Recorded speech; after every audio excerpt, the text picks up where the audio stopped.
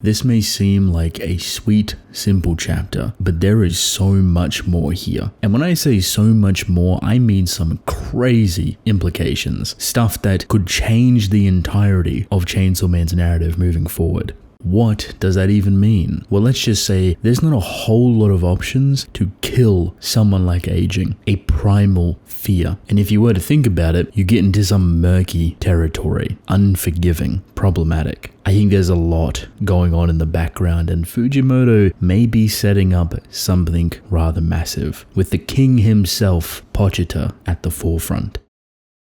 I want to get the elephant out of the room. Aging cannot be killed properly. We get to witness that firsthand. Pochita tries his best to rip her apart consistently, but she instantly heals up. There's no way to keep her down. So it ushers in an obvious problem. Aging can't be killed by normal means. So we have to get a little bit unordinary. We have to look outside of the box. The problem is that outside of the box might not be as big of a variety as you think. Off the top of my head, I can't think of all too many specific devils that could take on Aging, ones that could nullify what she represents. We can't erase her from existence, we can't absorb her into Pochita, but we also can't kill her. At least, that's what we think. One of the biggest things about Chainsaw Man is the utilage of death, and we've never really played into that category, for good reason. The Death Horseman, being both horseman and perhaps primal fear, is a very odd combination, a first for us. But we've seen how primal fears operate, we've seen how powerful they are, we see how unstoppable they can be. How would you kill a primal fear?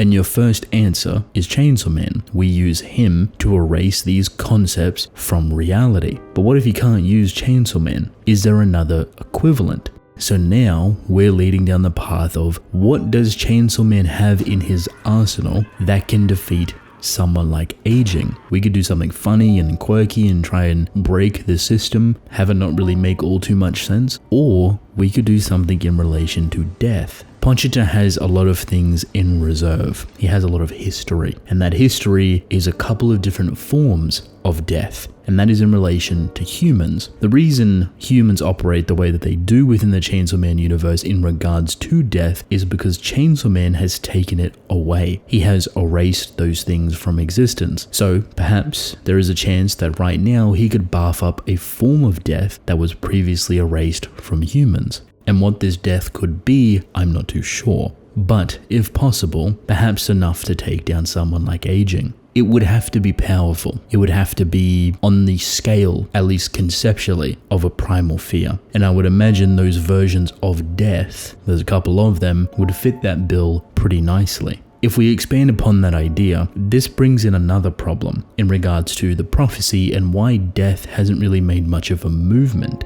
I've always questioned the potential of what the Death Horseman could be, or the Death Devil, and why they haven't really appeared or done anything or made themselves known. There's a chance, similar to war, that death is one of many, that it's not a singular devil, but more of a hive mind. War is perhaps a great example, an umbrella term for the tools that she uses. She's the host and has a bunch of devils underneath her. Perhaps death operates in a similar fashion, a singular devil that has a bunch of lower deaths underneath. This would work incredibly well with how Pochita operates, but also Pochita's existence. And it's a callback to a very old theory that I came up with, and that is Pochita being a version of death, another part of them, a tool, or in this case, a child of death. But Pochita isn't the only one. He has other versions of death, at least perhaps 3 or 4 that we know of.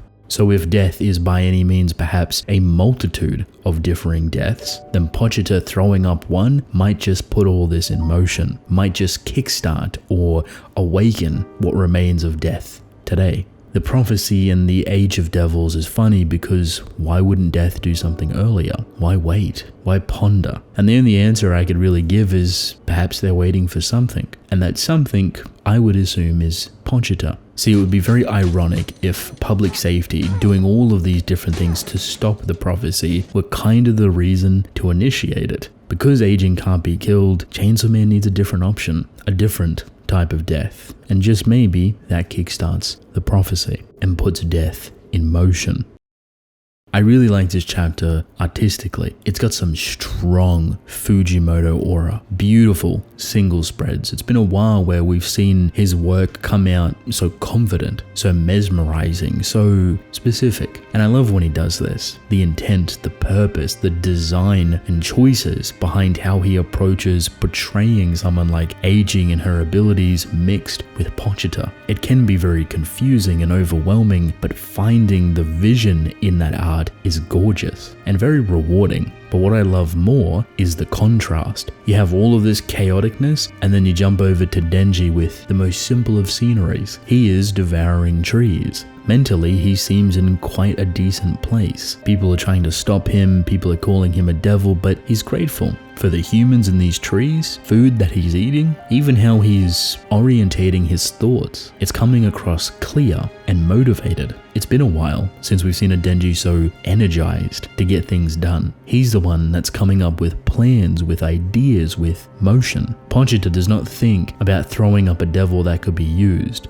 Denji does. And that is what leads them to this idea, to bath up a devil that could compete with aging. Perhaps we are moving into some heavy conceptual ideas. How to take out aging, how to get Denji and Asa out of this realm. Erasing is off the table, so what works the best? To me, this does two things. One, it shows the complete flexibility of Pochita, that he is a monster and the king of devils through and through. But he's also a bridge, the constant annihilation of other devils, erasing them from existence. He is basically a representative of death itself. But it's only poetic because it functions with humans. Pochita is a human hybrid, perhaps only working intricately or well with human bodies. Chainsaw Man being a version or variation every single cycle. The second is that Denji is becoming more prominent. His mind, his emotions, his actions are powerful. They have conviction behind it. And I cannot reiterate how important